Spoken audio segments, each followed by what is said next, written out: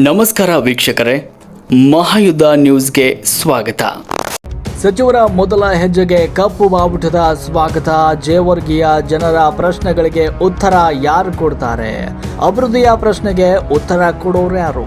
ಸಚಿವರಾಗಿ ಮೊದಲ ಬಾರಿ ಕ್ಷೇತ್ರಕ್ಕೆ ಕಾಲಿಟ್ಟ ಶಾಸಕ ಡಾಕ್ಟರ್ ಅಜಯ್ ಸಿಂಗ್ ಅವರಿಗೆ ಅದ್ದೂರಿ ಸ್ವಾಗತದ ನಿರೀಕ್ಷೆ ಇತ್ತು. ಆದರೆ ಎದುರಾಗಿದ್ದು ಮಾತ್ರ ಕಪ್ಪು ಬಾವುಟ.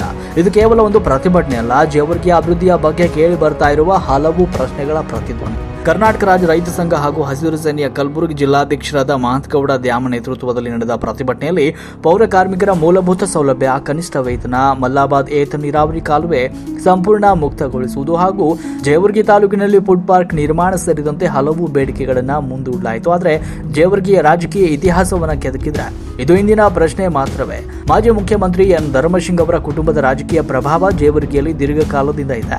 ಆದರೆ ಇಷ್ಟು ವರ್ಷಗಳ ರಾಜಕೀಯ ಪ್ರಭಾವದ ನಡುವೆಯೂ ಕ್ಷೇತ್ರಕ್ಕೆ ನಿರೀಕ್ಷಿತ ಮಟ್ಟದ ಅಭಿವೃದ್ಧಿ ಆಗಿಲ್ಲ ಎನ್ನುವ ಅಸಮಾಧಾನವನ್ನ ಕೆಲವು ಸ್ಥಳೀಯರು ಹಾಗೂ ಪ್ರತಿಭಟನಾಕಾರರು ವ್ಯಕ್ತಪಡಿಸುತ್ತಾ ಇದ್ದಾರೆ.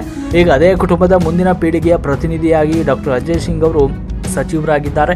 ಹೀಗಾಗಿ ಜೇವರ್ಗಿಯ ಜನರ ಮುಂದೆ ಹೊಸ ಪ್ರಶ್ನೆ. ಈ ಬಾರಿ ಜೇವರ್ಗಿಯ ಚಿತ್ರ ಬದಲಾಗುತ್ತಾ? ರಾಜಧಾನಿ ಬೆಂಗಳೂರು ರಾಜಕೀಯ ಜೊತೆಗೆ ಕ್ಷೇತ್ರದ ನೆಲದ ಸಮಸ್ಯೆಗಳಿಗೂ ಆದ್ಯತೆ ಸಿಗುತ್ತಾ ಎನ್ನುವುದು ಕೂಡ ಈಗ ಪ್ರಶ್ನೆಯಾಗಿ ಉಳಿದಿದೆ. ಮಲ್ಲಾಬಾದ್ ಏತ ನೀರಾವರಿ ಕಾಲುವೆಗೆ ಮುಕ್ತಿ ಸಿಗುತ್ತಾ ಅನ್ನುವ ಪ್ರಶ್ನೆ ಈಗ ಮೂಡ್ತಾ ಇದೆ. ಇವೆಲ್ಲದಕ್ಕೂ ಉತ್ತರ ನೀಡಬೇಕಾದ ಜವಾಬ್ದಾರಿ ಈಗ ಸಚಿವ ಡಾಕ್ಟರ್ ಅಜಯ್ ಸಿಂಗ್ ಅವರ ಮೇಲಿದೆ. ಮೊದಲ ಭೇಟಿಯಲ್ಲೇ ಕಪ್ಪು ಬಾವುಟ ಪ್ರದರ್ಶನ ಮಾಡಲಾಗಿದ್ದಾರೆ.